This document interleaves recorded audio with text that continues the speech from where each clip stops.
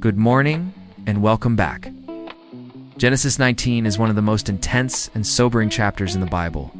It tells the story of Sodom and Gomorrah, cities overwhelmed by corruption, injustice, and moral decay. God sends two angels to rescue Lot, Abraham's nephew, before judgment falls.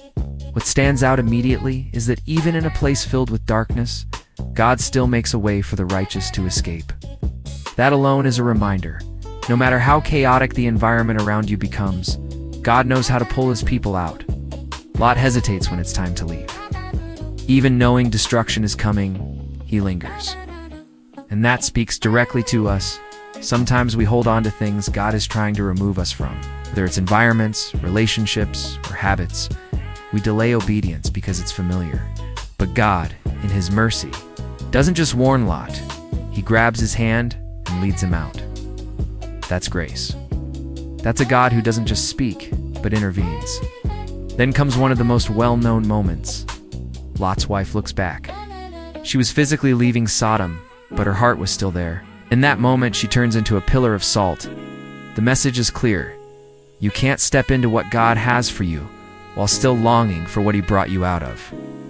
Deliverance requires not just movement, but a shift in desire. Finally, the chapter ends with both judgment and preservation. Sodom is destroyed, but Lot is saved. Not because he was perfect, but because of God's covenant with Abraham. That's powerful.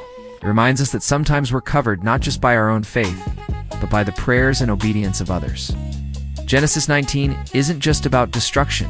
It's about mercy, urgency, and letting go. God warns. God rescues. But he also calls us to trust him enough not to look back. Thanks for watching. If this blessed you, please feel free to share this with others. Also, click the like and subscribe button to get notified when new content is released. See you next time.